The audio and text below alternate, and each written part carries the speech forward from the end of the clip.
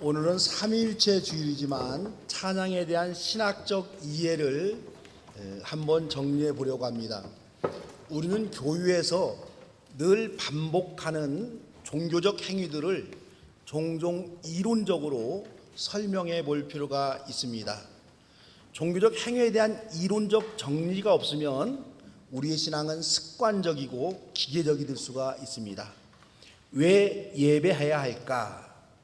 왜 기도해야 할까? 왜 헌금할까?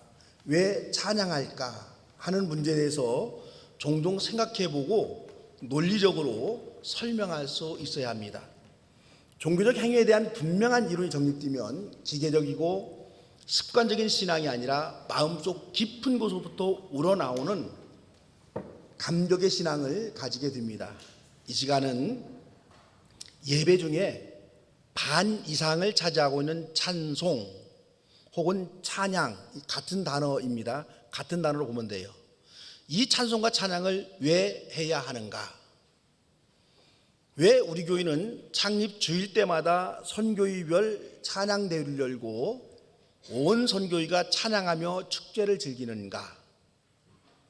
올해 41주년의 창립주년을 주일을 맞이해서 찬양대회를 각 선교위마다 준비하고 있는 줄 압니다.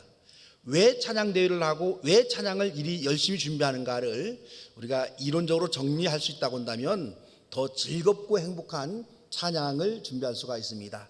이 시간은 이런 문제들을 한번 생각해 보도록 하겠습니다. 유대인들은 찬송, 찬양을 베라카라고 합니다. 원래는 복을 비는 기도문으로 이 베라카가 사용이 되었습니다. 유대인 가정에서는 식사하기 전에 감사 기도로 베라카를 드렸습니다. 그 내용은 우주의 왕, 우리 주 하나님, 포도 열매를 맺게 해주신 주님께 감사드립니다. 이런 문구들이 주를 이루었습니다. 또한 안식일을 지키고 그것을 기억하도록 하나님이 유대민족을 선택하신 데 대해 여러 가지 종류의 베라카를 암송하면서 감사 기도를 드렸습니다. 오늘 우리가 읽은 시편 150편이야말로 이스라엘 백성들이 최고의 베라카로 여기는 찬양시입니다. 시편은 150개의 길고 짧은 시로 엮어진 많은 분량의 시를 기록한 책입니다. 이 시편에는 다양한 내용의 시들이 있습니다. 자신의 잘못을 눈물로 참유하는 참유시, 우리가 통곡시다 이렇게 말하기도 합니다. 하나님의 간절한 도움을 바라는 간구시, 우리가 기원시다 이렇게 말하기도 합니다. 삶의 크고 작은 사건을 겪으면서 주님의 은혜를 경험하고 감격해서 드리는 감사시가 있습니다. 또한 주님의 업적을 찬양하는 찬양시, 이런 등등이 있습니다. 그런데 이렇게 많은 시가 모여진 시편의 결론은 오늘 우리가 읽은 시편 150편 찬양시입니다. 이 시의 결론은 주님을 찬양하라 입니다. 주님을 찬양하라는 결론은 전 시편의 결론입니다. 숨쉬는 사람마다 주님을 찬양하여라. 이걸 이제 우리는 우리가 보는 세번역에서 이렇게 번역되어 있고요. 개역성경에 보면은요, 호흡 있는 자마다 하나님을 찬양하라. 개역성경은 그렇게 번역을 해놓고 있습니다. 이것이 주님을 경유하는 이스라엘 백성들에게 권명하고 있는 베라카의 내용입니다. 그런데 이 시가요, 쓰여진 시대에는 인간만이 하나님을 찬양할 수 있다 이렇게 생각한 시대입니다. 이제는 짐승들조차도 주님을 찬양할 수 있다 이렇게 봅니다. 더 나아가서 식물까지도 호흡하기에 주님을 찬양할 수 있습니다. 그러므로 오늘 본문에 나와 있는 숨쉬는 사람마다 주님을 찬양하여라, 이런 문장은요, 숨쉬는 만물들은 다 주님을 찬양하라 이렇게 바꿀 수가 있습니다. 호흡이 있는 모든 존재들은 당연히 주님을 찬양하며 살아가는 존재여야 한다는 사실을 성경은 분명하게 선언하고 있습니다. 교회는 이스라엘 민족, 즉 유대교의 많은 전통들을 가져와서 교회에 알맞게 정착을 시켰습니다. 교회는 찬양은 곡조 있는 기도다 이렇게 말하기도 하고, 찬양은 주님께 영광 돌리는 행위다 이렇게 말하기도 하고, 혹은 찬양은 주님을 향한 최상의 섬김이다 이런 의미를 부여합니다. 무엇보다도 우리 개신교인들은요, 찬양을 이해하기 위해서 종교개혁자인 마르틴 루터 이야기를 좀 우리가 알아야 됩니다. 종교개혁자 루터는 회중을 위한 찬양을 만들어서 주님의 말씀이 그들 안에 살아있게 하려는 것이 나의 의도입니다. 이렇게 말했습니다. 루터가 교회를 개혁하기 이전의 가톨릭 교회에서는요, 회중들이 부르는 찬송이 없었습니다. 오직 신부들만 성경을 읽고 신부들만 찬양을 했습니다. 신부들만 성경을 읽었다. 이 점은 우리가 어느 정도 이해할 수가 있지만은요, 찬송조차도 신부들만 불렀다. 이런 점은요, 중세 가톨릭이 얼마나 미신화된 종교이었는지를 짐작할 수 있는 대목입니다. 신부들로 구성된 찬양대만이 하나님을 찬양하는 찬송을 불렀습니다. 회중은 그저 수동적인 자세로 앉아서 찬양을 듣기만 하면서 예배를 드렸습니다. 그러니 종교 개혁이 없었다고 한다면 평신도들은 주님께 찬양조차도 드릴 수가 없었습니다. 생각할수록 루터는 우리 개신교인들뿐만 아니라 가톨릭 신자들도 대단히 고마워해야 하는 그런 분입니다. 루터는 성도들이 찬송을 부름으로 인해서 하나님의 말씀을 더 잘 이해할 수 있다, 이렇게 보았습니다. 찬송으로 마음을 열고 난 후 주의 말씀을 들으면 옥토가 된 우리의 마음에 복음의 씨앗이 뿌려져서 풍성히 열매를 맺습니다. 더 나아가서 찬양은 성도들의 가슴 속에 하나님 말씀이 생동감 있게 살아 숨쉬게 한다라고 보았습니다. 그래서 정리해 본다면 찬양은 그 자체로 주님께 영광을 돌리는 행위입니다. 또한 주님의 보석 같은 말씀이 마음밭에 뿌려지고 열매 맺도록 사람의 마음을 옥토로 바꾸는 귀중한 역할을 합니다. 이것이 찬양의 목적이 됩니다. 저는 찬양에 대한 신학적 이해를 세 가지로 그렇게 한번 정리해 보았습니다. 첫째는요, 우리가 드리고 주님이 받으신다라고 하는 신학적 이해입니다. 찬양의 종교성이라 말할 수가 있습니다. 찬양의 수직적 의미다, 이렇게 우리가 이해해도 됩니다. 찬양은 성도들이 주님께 영광을 드리는 거룩한 행위이고, 주님은 성도들의 이 거룩한 행위인 찬양을 받으십니다. 그런데 우리가 드리고 주님이 받으신다는 이 신학에서 우리가 혼동해서는 안 되는 점이 있습니다. 주님은 저와 여러분이 부르는 찬양만을 받는 게 아닙니다. 주님은 찬양을 부르는 사람을 먼저 받으십니다. 찬양의 노래를 받으시는 게 아니라 찬양을 부르는 사람을 먼저 받는다. 이 점을 우리가 꼭 기억해야 합니다. 창세기에 나오는 가인과 아벨의 제사를 예로 들어봅니다. 창세기에서는 농산물로 제사를 드린 가인의 제사는 하나님이 거부하시고, 양을 잡아 제사를 드린 아벨의 제사는 주님께서 받으셨습니다. 왜 가인의 제사는 거절하고 아벨의 제사는 받으셨을까요? 주님이 채식을 싫어하셔서 채소로 제사를 드리는 가인의 제사는 거부하시고, 주님이 육식을 좋아하셔서 양을 잡아 제물로 바친 아벨의 제사는 받으셨을까요? 아벨은 정성을 다한 제사이어서 받았고, 가인은 설렁설렁 제사를 드렸기 때문에 그것 때문일까요? 성경 본문을 좀 더 꼼꼼히 읽어보면 이 문제도 우리가 쉽게 풀 수가 있습니다. 이 점은 좀 중요하기 때문에 이 사건을 기록한 창세기 4장 4절 문장을 한번 우리가 확인해 보도록 합니다. 화면을 한번 봅니다. 화면을 한번 봐주시겠어요? 같이 한번 읽어봅니다. 주님께서 아벨과 그가 바친 제물은 반기셨으나, 저 문장을 여러분 풀어서 두 문장으로 만들어 봅니다. 그럼 이렇게 되죠. 주님은 아벨을 반기셨다, 그리고 그가 바친 제물도 반기셨다. 이렇게 두 문장으로 나눠지죠. 그래서 우리가 주목해야 될 대목은 이런 겁니다. 주님은 아벨이 제사를 드린 제물 이전에 아벨 그 사람을 먼저 받으셨습니다. 여러분 생각해 봅시다. 주님은 왜 아벨을 반기셨을까요? 주님이 반기시고 받으시는 사람은 여러분 어떤 사람일까요? 아벨이 주님이 인정하는 의로운 삶을 살았다, 이렇게 우리가 해석할 수 있습니다. 그렇기 때문에 주님은 제물보다 아벨 사람을 먼저 기쁘게 받으셨습니다. 그 후에 그 사람이 드린 제사도 받으셨습니다. 성인이 된 자녀들이요, 먼 곳에 계신 부모님을 찾아오면 부모들은 자녀들의 손을 먼저 봅니까? 자녀들의 얼굴을 먼저 봅니까? 자녀들의 손을 먼저 보는 부모들은 좀 고약하죠. 부모님께 안부를 묻기 위해 먼 길을 달려온 그 자녀들의 마음을 부모님들은 먼저 반깁니다. 손에 든 선물이 있으면 좋고 없다 하여도 찾아준 것만으로 부모들은 행복합니다. 이와 같은 거예요. 이번에는 5절을 한번 좀 화면에 보도록 하겠습니다. 화면 한번 다시 띄워주시겠어요? 같이 한번 읽어봅니다. 가인과 그가 바친 제물은 반기지 않으셨다. 저 문장도 둘로 나눠봅니다. 주님께서는 가인을 반기지 않으셨다. 그리고 그가 바친 제물도 반기지 않으셨다. 이게 두 문장 나눠지죠. 그러니까 하나님은 가인의 제사 이전에 가인 사람을 먼저 반기지 않으셨습니다. 그럼 다시 생각해 봅시다. 주님은 왜 가인을 거부했을까요?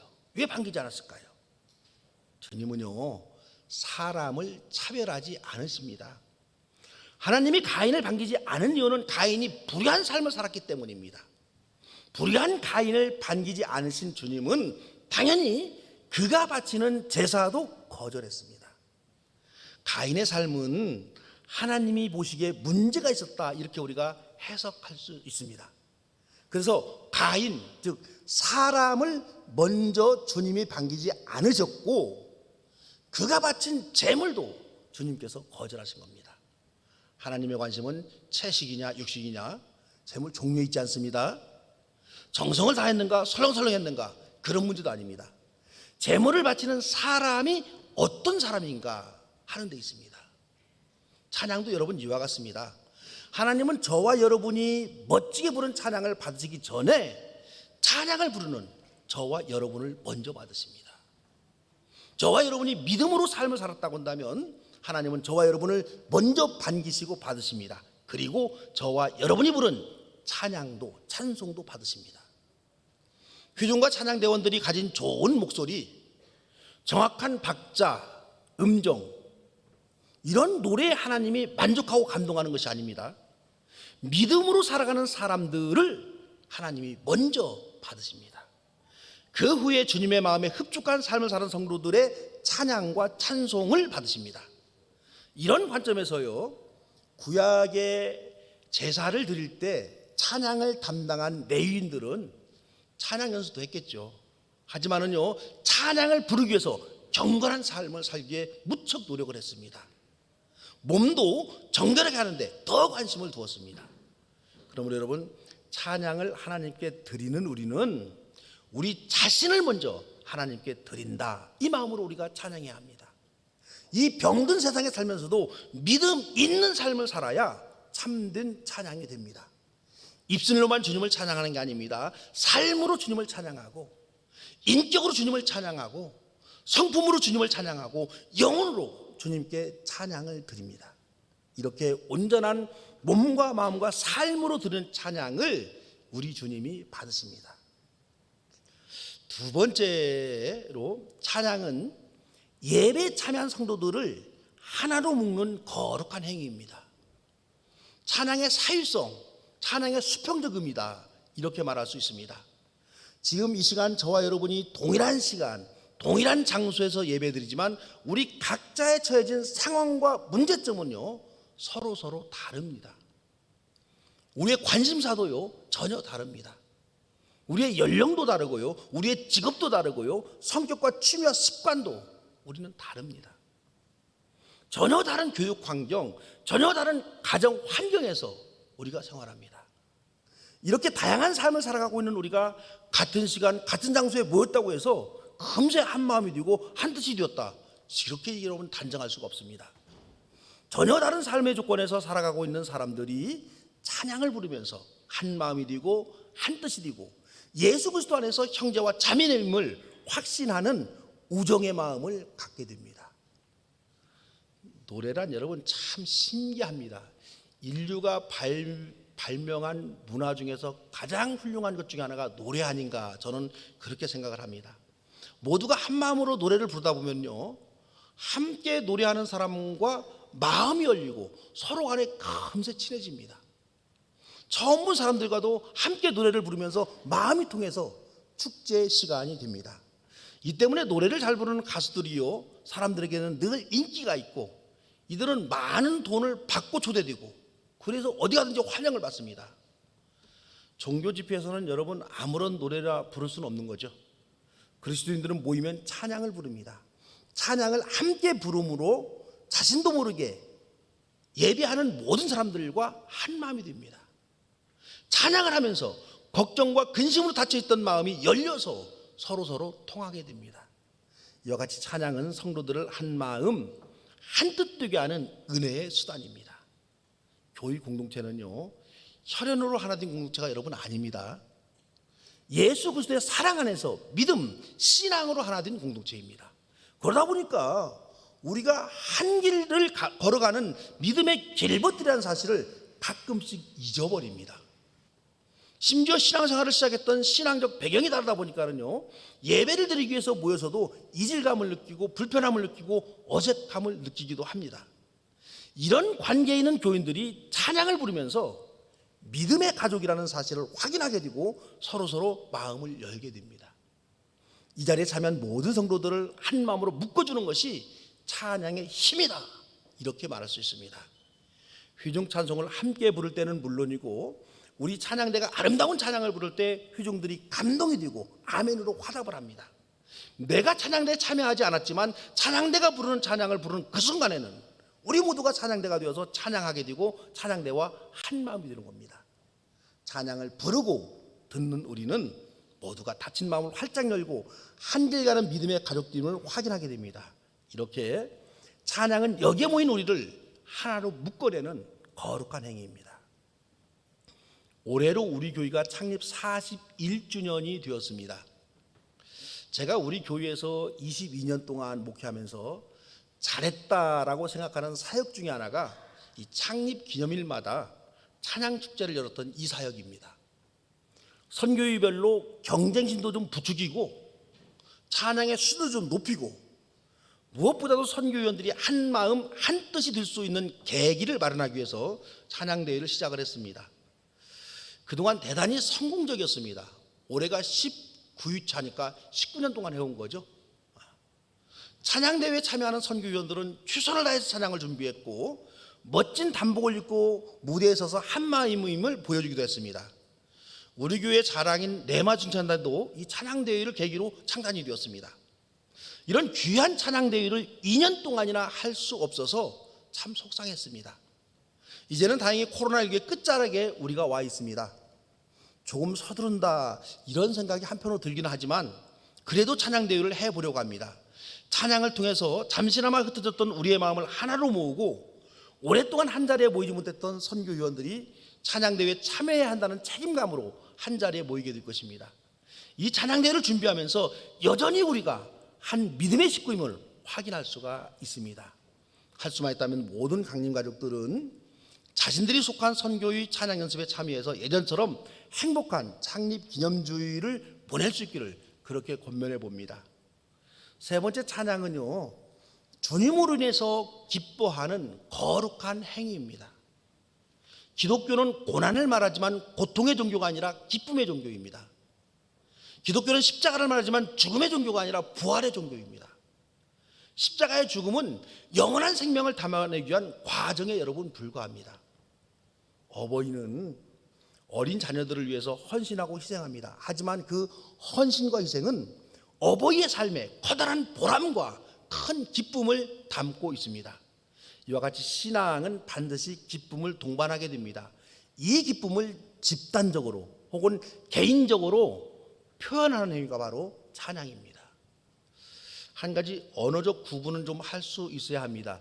제가 이 교회에서 기쁨이라는 단어를 쓸 때 꼭 이야기를 드리는데, 여러분, 기쁨은 재미를 포함하고 있지만 재미가 곧 기쁨은 아닙니다.